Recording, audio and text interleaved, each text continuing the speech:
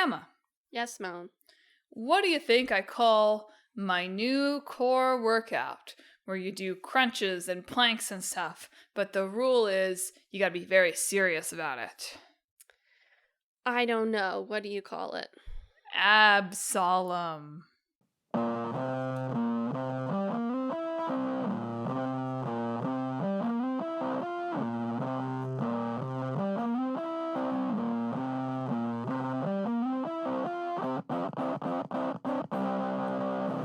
Hello and welcome to Talk This. It's dangerous to podcast alone. I'm your part human, part code host, Madelyn. I'm your frog mage host, Emma. And thanks for tuning in to this week's show. This week on Talk This, we are talking about Digimon Story, Cyber Sleuth, and Absolum. Which Emma knew the punchline to the joke. I could see it in her eyes. Yeah, I did.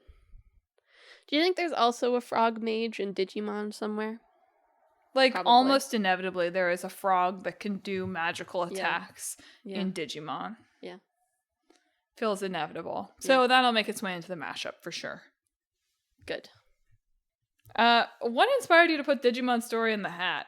Was it that it was a free game on PS Plus? No. No. No, the newer one just came out, but this one had just become old, so I decided to go with the old one. Not new. Yeah. Instead of the new one.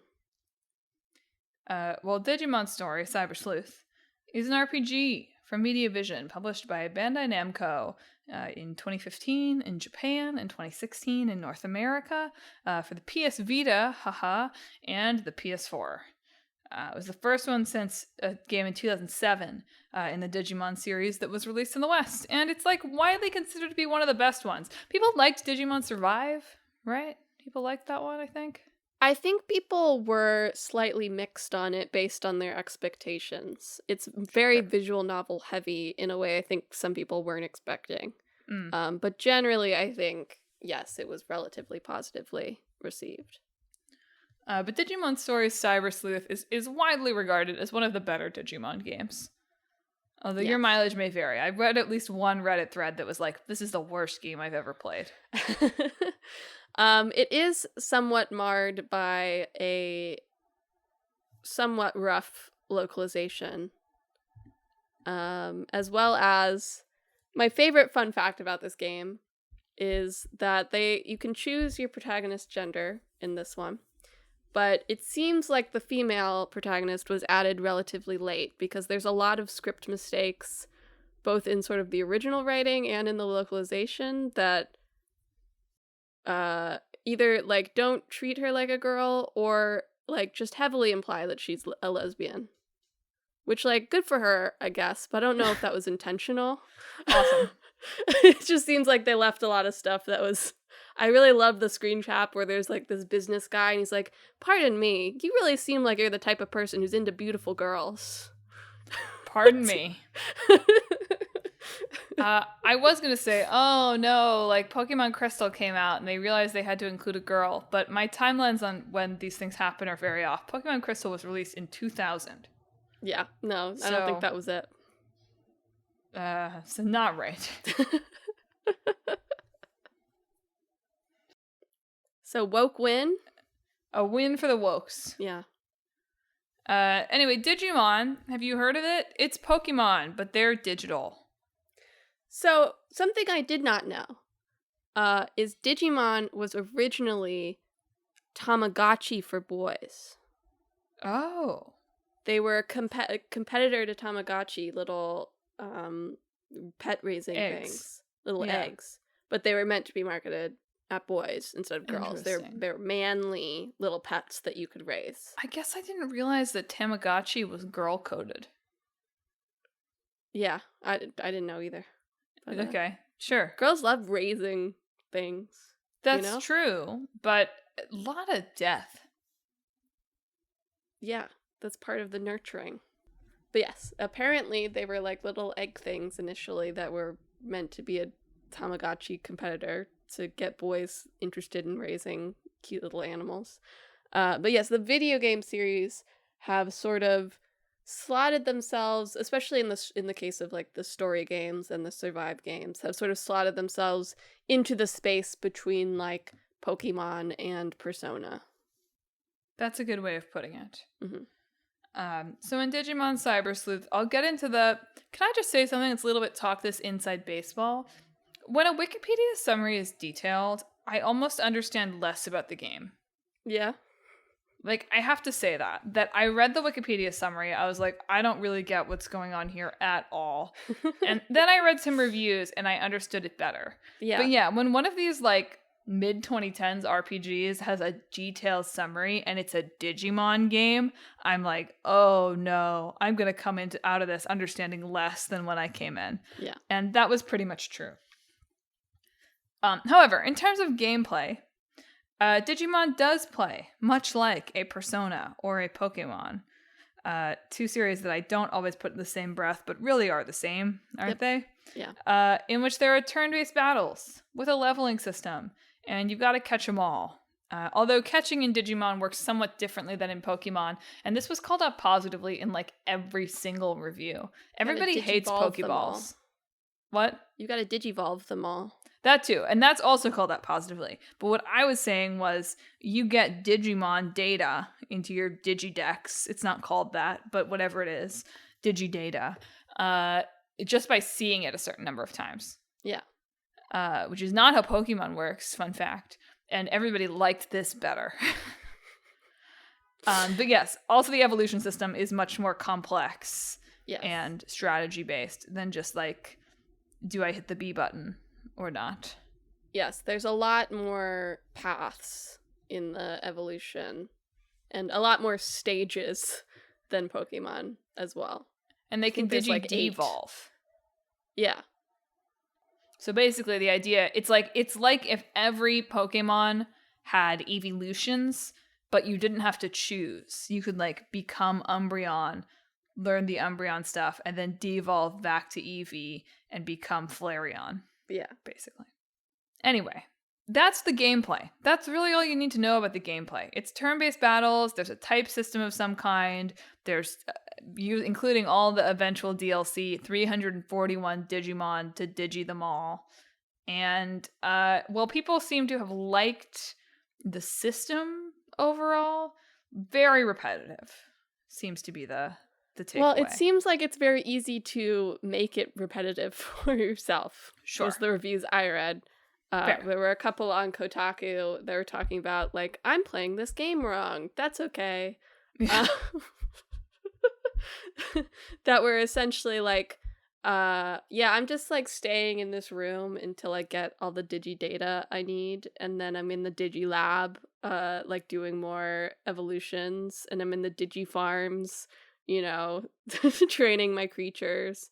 So it does seem like you're not necessarily supposed to grind. And in fact, it somewhat discourages you because there's like a level limit type thing to bringing certain Digimon into battle at certain stages of the story that's meant to like limit your team power to a reasonable amount. Yeah. Because one of the reviews was saying like, I have a bunch of Digimon I can't even send into battle together yet. But since you can grind endlessly in a single room, if you're really into the digi evolution part, you can just do that and ignore the story for as long as possible. So why do you think it is that adding digi to the beginning of everything sounds so much worse than adding poke to the beginning of everything? I don't know if that's true for me. I don't think once about Pokemart or Poke Center, Pokeball, but hearing Digidata, Digivolve, I'm like, ooh, branded. I don't know. Something about it sticks out to me as awkward in a way the Poke stuff in the beginning doesn't always, but your mileage may vary. Anyway, Digimon Story Cyber Sleuth is the 5th installment in the Digimon Story series. And although it's the first on home consoles and sort of serves as a reboot of the series to a certain extent. The game also had a sequel called Digimon Story, Cyber Sleuth, Hacker's Memory, which was too many subtitles. More of a side story than a sequel. Fair. It takes place at the same time as the game. A related story released in 2017 and 2018. And now you can't get those on PlayStation anymore, I think. Or the first one has been delisted, I believe. I think they re-released the complete. The complete certainly came to Switch and Windows. I don't know if it's on PlayStation. It might be. Could be. I don't know. Anyway, in this game, you play as a Digimon trainer? Master? Well, actually, you're kind of part Digimon in the end, actually. In the Japanese version, I think named Aiba, although I believe you have different names than that in the West. I don't know. I mean, it's your last name. It's Tatsumi or Amy. Yeah, maybe those are also your first names in Japan, but Aiba, the consistent last name. So we'll use that. I think those are like the like Ren Amamiya. Sure. They're the canon names. Yeah. But I believe you can change the first name as you like. Much like Pokemon. Anyway, let me see if I can explain this story. It's quite complicated. It's, very RPG vibes here. Complicated story, lot going on. Most of what you're actually doing in the game is grinding your Digimon to level 99. However, the Digimon are not really the main characters of this game, in a way that seemingly was potentially disappointing to people who bought a Digimon game expecting for it to be a story primarily about Digimon. The human characters are quite central. So anyway, Aiba, or, Champ McDude, whatever you choose as a name. Right. It joins the cyber network Eden, which is a kind of like virtual reality world. And they meet some people there. They find out there's some bad stuff going on with hackers and identity stealing there.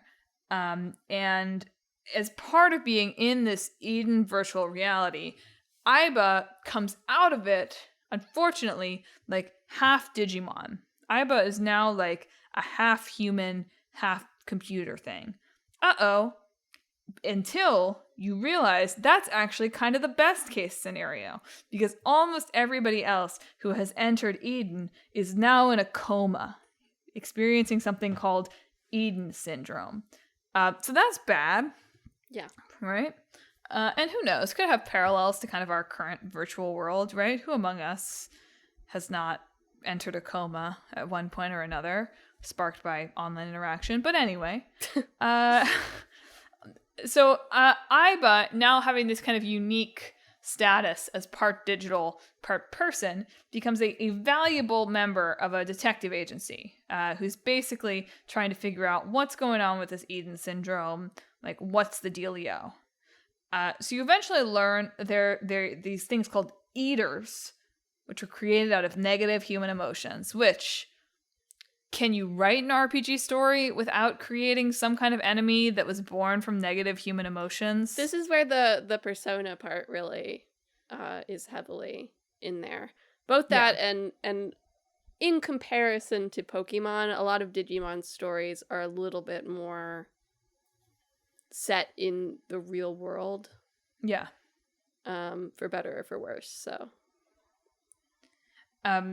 So it basically, you learn that these eaters are attacking the digital world, and the king of the digital world, King Drasil, has like knights that are trying to fight them off. But some of the knights are like, hey, these things came from negative human emotions. Shouldn't we just kill all humans to make sure that they aren't a problem anymore?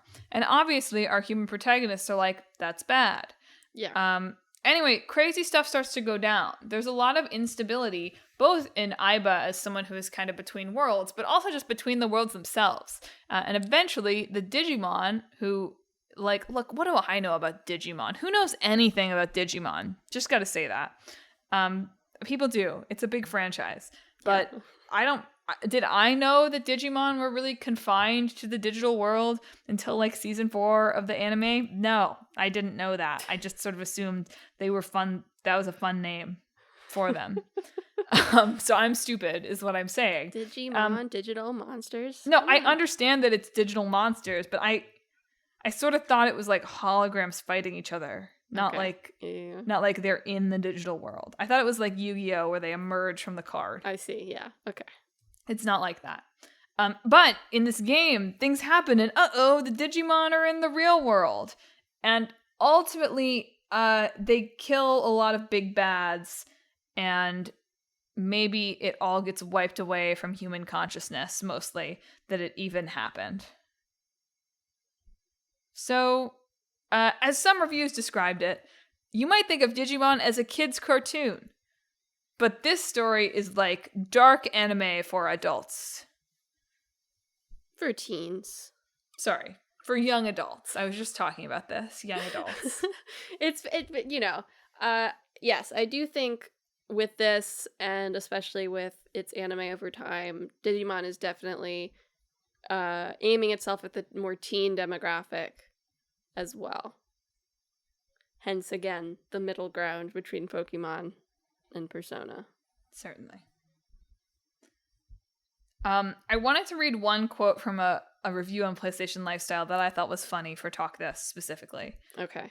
It goes, a title like Digimon Story, and remember, this game came out in the West in 2016. Anyway, the quote is, a title like Digimon Story is likely to give you the impression that this game offers more of a narrative focus than other takes on the digital monsters. And while that's sort of true, it's perfectly in keeping with the spirit of the series. That is to say, this ain't The Last of Us. The inventor of narrative. Oh, pretty good. I know, I was like, oh, perfect. Teed up for us.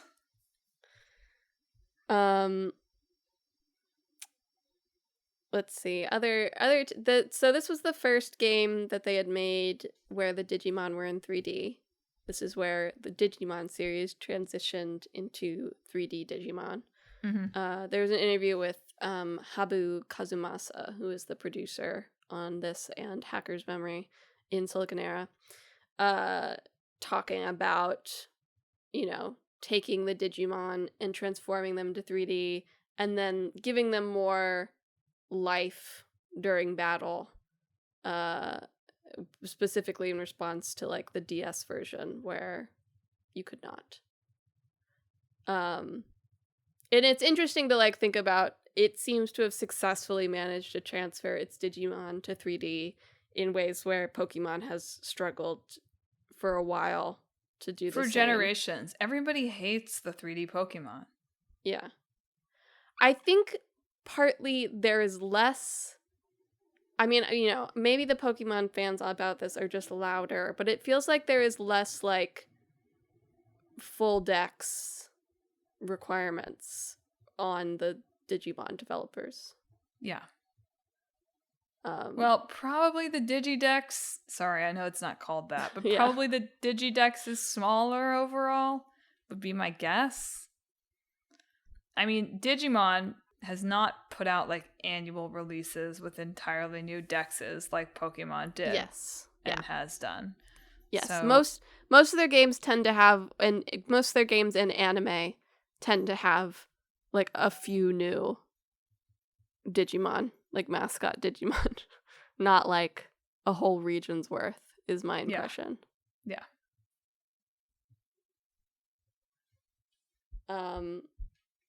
And then there's another interesting one. There's a translation of a Famitsu interview, where interestingly he was talking about like when they released it overseas, they got a lot of comments being like, why are you still doing a turn-based RPG? Which is like fascinating to think about, because I do think, I don't really believe people who are like, oh, the turn-based RPG died and Claire Obscure saved it from death or whatever. Yeah, that's dumb. But I do think there was like, that period, especially here with like Western media, that were a little bit hostile to it. In that it's long and tedious. Yeah. Right? It's hard to think of. I'm sure that there are plenty of examples of this, and you're about to lay them on me and be like, Madelyn, you're dumb. I never call you dumb, ever. You don't call me dumb, but, but you let the listener fill in the blanks. I can't think of so many, like, monster collecting games that are action RPGs. And granted, that's partially because Pokemon, like, dominates the genre. And I know Monster Hunter is an action RPG, but that's not the same. Yeah. Well, it's interesting in that Pokemon has been trying to implement more action elements in the Legends releases. That's true.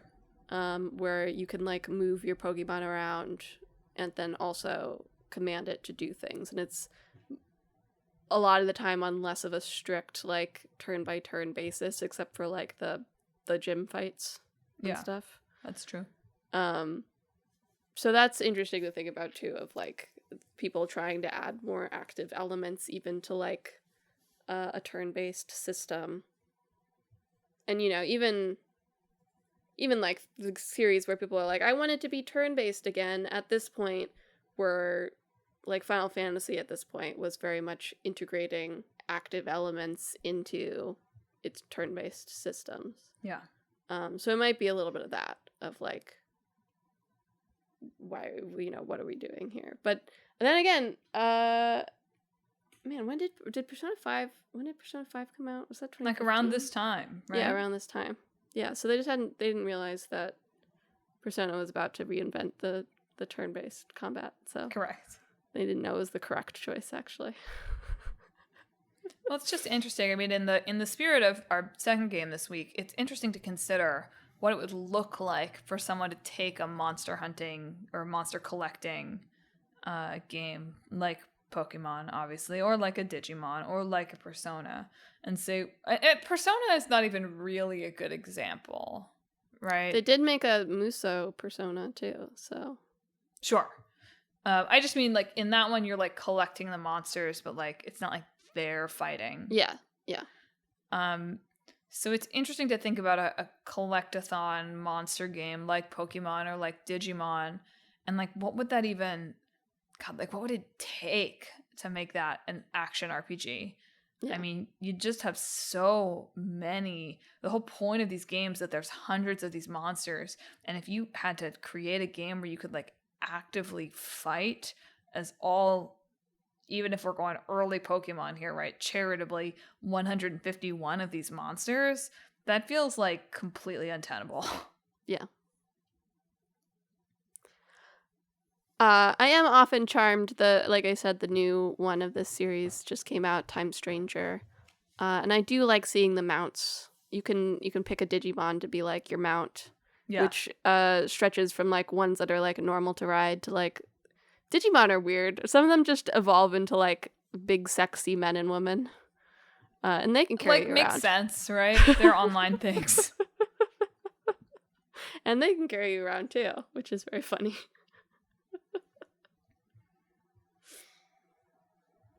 Well, anything else to say about Digimon Story? Must be weird to work on Digimon. Why? It's a very big franchise. I know, but you just... Like, you have to feel like you're always in the shadow of your, like, really big brother. Maybe? I don't know. I mean, I'd actually be curious. I'm not sure the relative popularity of Pokemon versus Digimon in Japan. I would definitely say that Pokemon is bigger here, where we are. But I don't know. I see a lot of Digimon references that I don't get in, like, anime. Maybe more than Pokemon references. So, there's that. Well, ready to talk? Ready to beat them up? No, you shouldn't beat up the Digimon. No, I can't. They're computer programs anyway. I don't want to break my computer. All right, yes, I'm ready. So our new game this week is Absolum, which is a beat-em-up roguelite from Guard Crush Games and Supamonks for the PlayStations, Switch, and Windows, which came out in October. And as so many reviews said, so surprising to me that the beat 'em up genre has not really yet had a significant roguelite take before Absolum. I mean, it kind of inherently is roguelike. I'm trying to think of how, like, Scott Pilgrim works. Like, even if you die, don't you keep, like, the levels you got? Yeah. Yeah. And in some ways, that's kind of already roguelike-y, right? That's true. And even and I saw some writing about this game that made reference to this. That, obviously the heyday of beat 'em ups. And it's weird for me to think of beat 'em ups as being like out, right? Yeah. Because we played so many of these as children and teens. Yeah. And it's so strange, and like they're great. They're great for that. And I realize that what I'm responding to is they're great for co-op play, which this has. Yeah. But it's weird for me to think of like, oh, this is a genre that's like not trendy, because those are such quintessential games of what I think of as video games. Yeah. But obviously, the golden age of beat 'em ups, regardless of how you feel about the most recent Streets of Rage or whatever, is like the arcade days.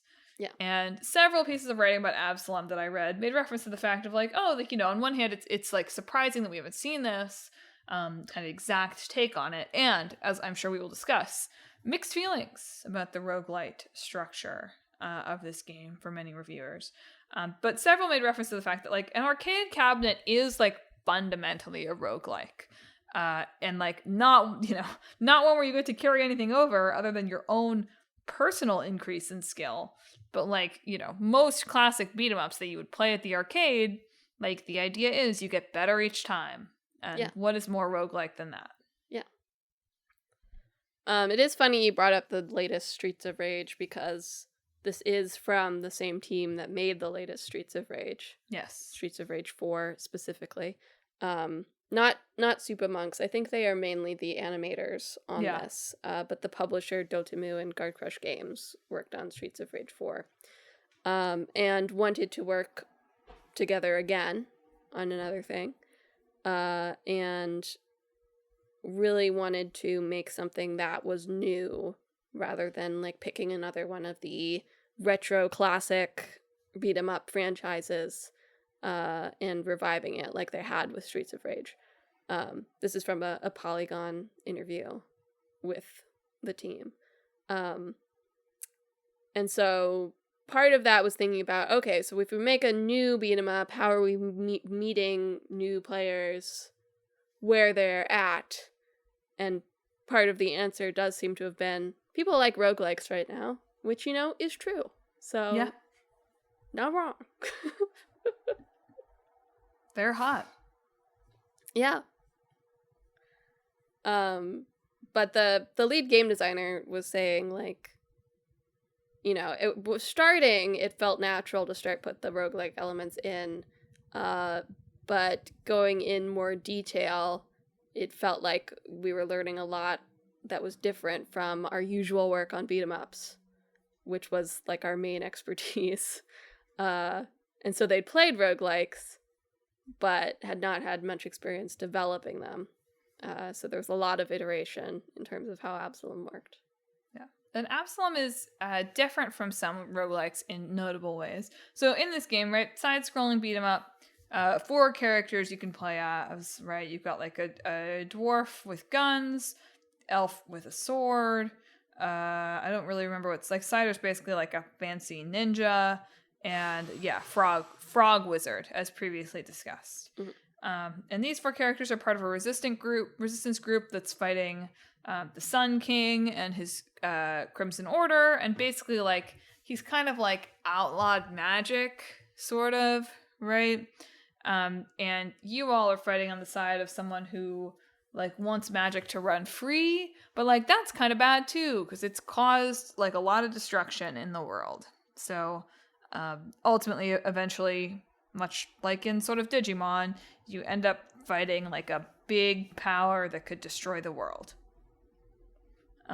So that's kind of the overall vibe. But unlike many roguelikes, Absolum has a set map.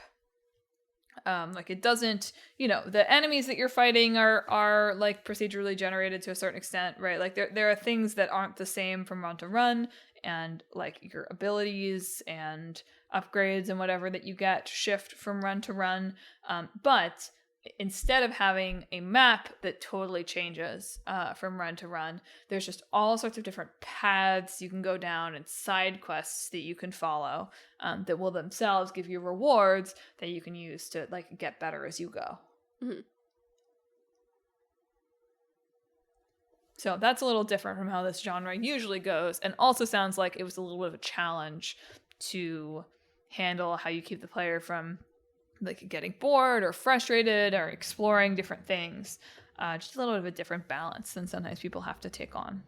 Yeah. Also, this is Chalk This, so I have to shout out that it has 2-player co-op. Yes, it does. So maybe we'll play this at some point.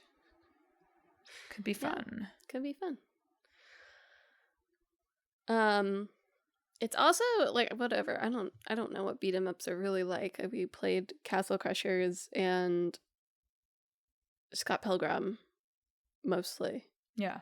But does seem very story heavy. Yeah. Interestingly, for a beat 'em up. In that there seems to be like dialogue scenes, which Who would have thought? The two I mentioned do not have. Just a lot of both of those, a lot of kissing in those. Smoochy smooch. That's kind of how both those games, the levels end with just like a kiss, don't they? Yeah. Usually. Wild. Weird. That's what it's worth beating them up for. Yeah, true. No other possible so. motivation. This one also has like, as you're going through the level, you can hit like midway points where there'll be like a new village that you can explore and get items from and dialogue. And then you can even hire NPCs to help you in battle. I don't know if you can do that in co-op. It seems to be like a way to get yourself a co-op partner without having a co-op partner. A friend. Yeah, without having a friend. They did seem to feel very strongly that there have definitely been some folks that are saying, well, why not 3-player co-op? Why not 4-player co-op? And the developers have come out pretty strongly that is not how the game is balanced. Yeah. I thought was interesting. Well, yeah, if you have 4 player-controlled characters on the screen, that does have to be... That's like you have to make another 2 game modes. Yeah. Almost. So it was interesting to me to read some of the... So this game got like very positive reviews, some like Game of the Year hype among certain folks, and sold really well. So big success all around. But it was interesting to me, and the reviews are pretty much positive across the board, but there was an interesting split between... I'll quote Steve Watts at GameSpot here, or I'll roughly quote. Basically, his idea is that roguelikes, which, as Emma said, people like these. And so we're seeing almost every genre get like mashed into roguelikes, right? Mm-hmm. But basically, Steve Watts says that the play-die-repeat loop has been fused with almost every genre, and the ones that pair best are genres that have always revolved around repeated play.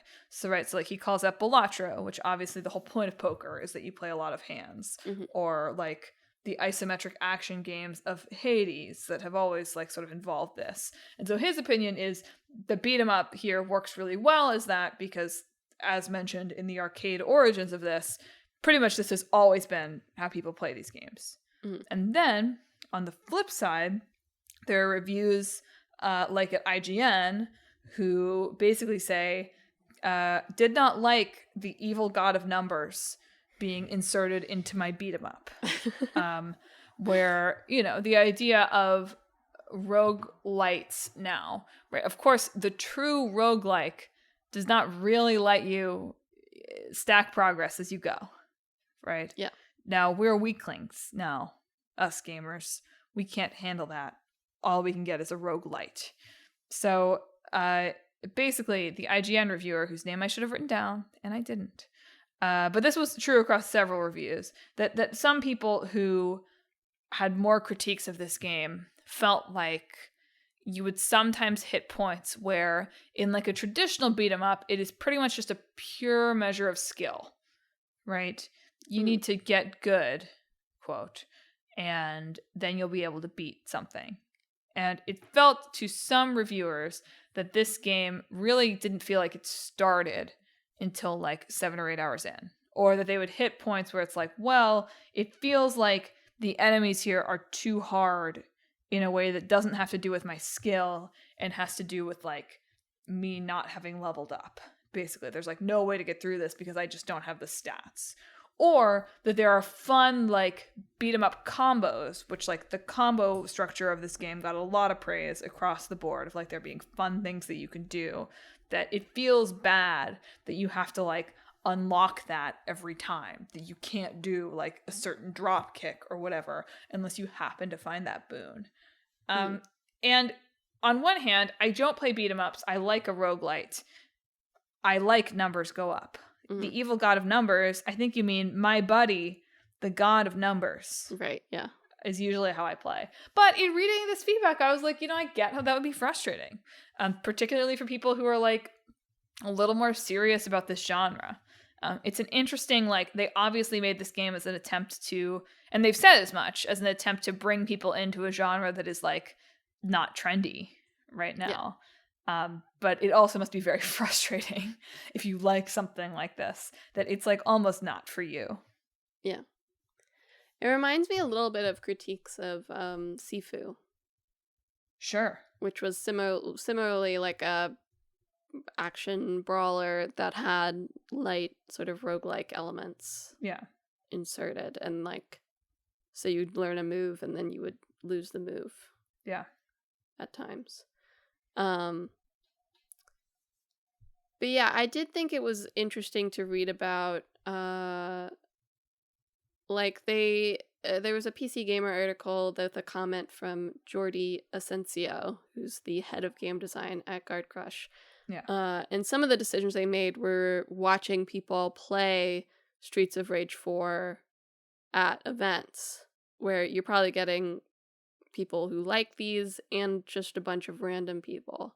Yeah. And he said he often had to explain like what seemed like very basic concepts of like the blitz attack, do forward attack, or grabs, or how special moves might cost some HP sometimes. And that there wasn't a block button.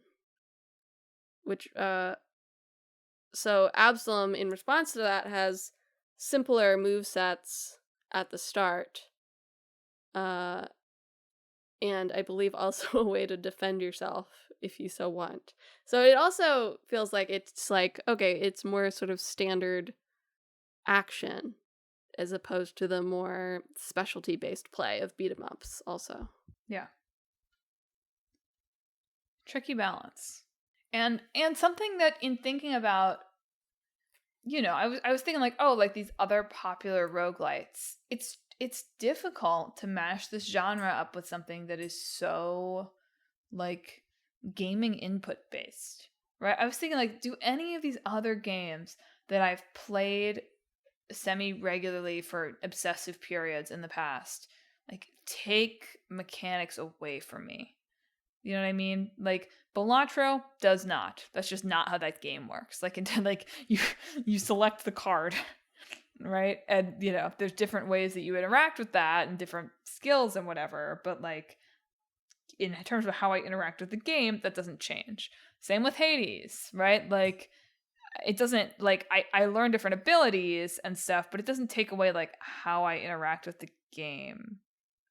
Quite. I would push back against Hades. You're right. As I was saying that, I was like, maybe that's not the case. But I have Hades 2 fresh in my mind that I feel like does this more than the original Hades, because you can pick up boons that more drastically change your abilities. Gotcha. As well as like, I mean, these you pick at the beginning, but like the different aspects of the weapon can also change very drastically how you play. That's true. I guess I just mean like in terms of the buttons that I'm pressing. Well, I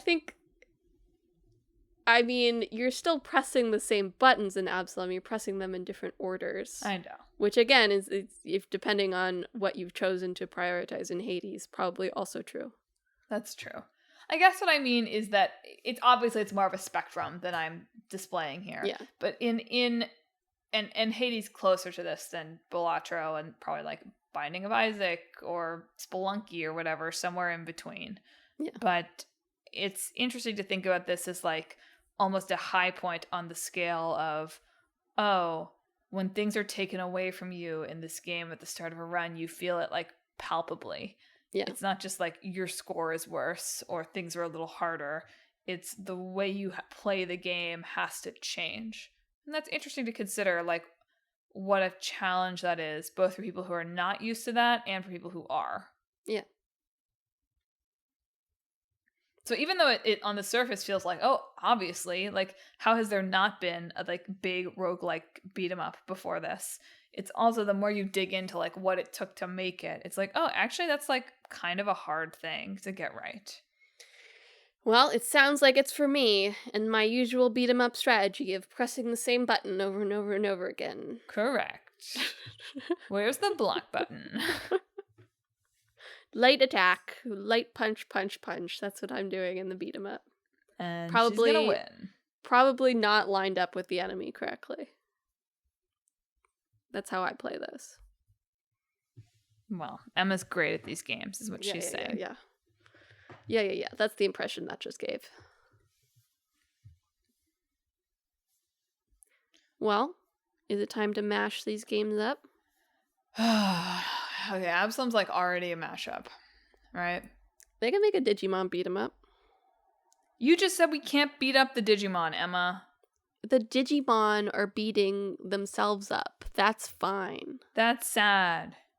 No. That's weird because some of them look like people. Yeah, but they're still Digimon. Okay. The thing is, I can't beat them up. Me, the human. Uh-huh. The Digimon can do whatever they want. Okay. Like, maybe. You'd once again run into the same problem, though. I mean, I guess you could make it where you could only play as the, like, 12 most iconic Digimon, or whatever. But you would run into the same problem I raised of the action-adventure Digimon, where you'd want each Digimon to have a unique combo set. Mm-hmm. And that, becomes challenging when paired with what people desire of a game like this, which is Lotto Digimon. I do feel like there is something that could synthesize with the Digivolutions. Digivolutions. I see what you're getting at here. And like roguelike. Yeah. I don't know enough about how, even after reading about it, I don't know enough about how Digimon evolution works. But there's so many different levels and ways that you can go up and down that it does feel like you could do like a run where you're evolving your Digimon a certain way based on the things that you find, and then you might evolve it a different way in another run, and it changes the way that you play it. I like the vibe of this. I think that is probably, I hate to say it, the good idea. Okay. There's just no audience for beat 'em ups, Emma, and there's also no audience for Digimon. If you made a Pokemon beat 'em up, people would go berserk. There's already Super Smash Bros. That's true. They're like, I want to punch Gyarados. Dropkick Pikachu. Okay, the Digivolution, Digi-Evolve, whatever we call it, is interesting. Now, is what we're creating, like, kind of like basically Spore? Like, kinda. Kinda. But we'll make it smaller than that. Yeah. I like this idea.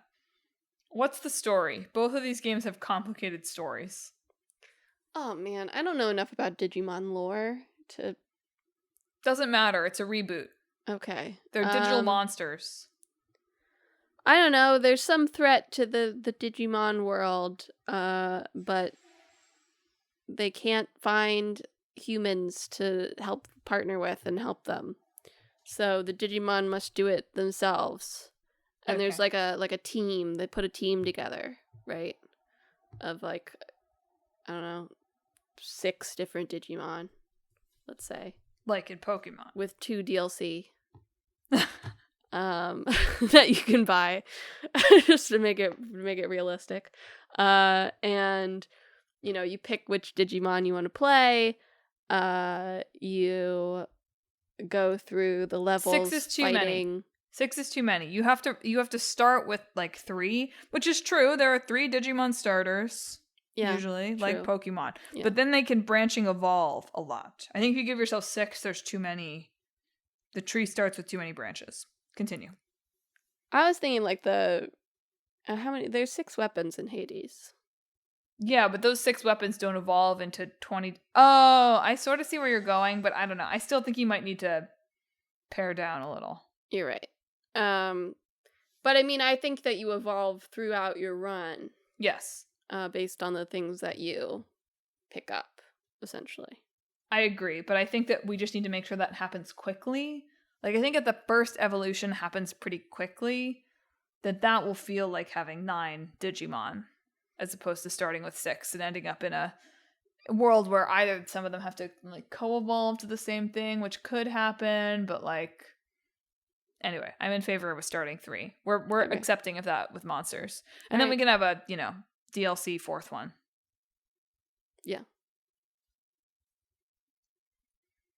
Okay, that was a pretty vague story. Like, oh, the Digimon have to do something. That's all you need. And they learn true friendship with each other. Okay. How do the Tamagotchi play into this? They have to eat little treats in between runs. Not a bad idea. Like, the humans can't get to them, but they can, like, send them... That's how they're getting their boons. Or like in Hades. their evolutions or whatever. Yeah. Okay. That's the lore behind why they're getting upgrades, is the humans are, like, doing things from the outside. Yeah. They're injecting code. They can't reach the Digimon themselves. And what happens in the end when the Digimon gets out of Hades? Out of the computer. They're not trying to get out of the computer. They're trying to, like, bring down the barrier. Let's say. Okay, sorry. What happens at the end when the Digimon beat Hades? Beat the big computer virus. They're reunited with their human friends. And they win. Cool. How does Yu-Gi-Oh play into all of this? I don't think that they're in the same universe. That's too bad. Well, I think that's a solid... People like roguelikes, so I think it's solid. I've heard. Well, folks, on that great game mashup note, thanks for tuning in to another episode of Talk This. It's dangerous to podcast alone. Are you a fan of Digimon? Are you a fan of beat-em-ups? Are you a fan of roguelikes? Are you a fan of RPGs that take 50 hours to kill Digimon, Digigod? If you have thoughts about any of that or anything else we talked about this week... We're not killing Digimon. The Digimon's Digigod is what I meant to say. Okay. There's no apostrophe S. There should have been. If you have thoughts on my crucial error there, hit us up on social media. We're on Facebook, Instagram, YouTube, and Blue Sky at Talk This Podcast. You can also visit our website, www.talkthispodcast.com, where you can read all about the show, check out the games in the hat, where Emma's about to pull 2 new games from, and read our blog. But most importantly, if you enjoy the show, you should subscribe.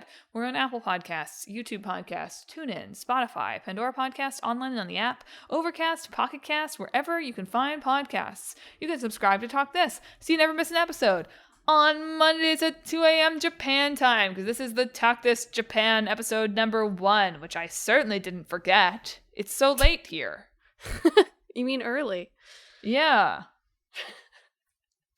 Next week is our Not This episode, where Emma and I will be talking about things that we have been watching and listening to and engaging with that are not video games. But Emma, what are we talking about, very jet-lagged, in 2 weeks? 3 weeks.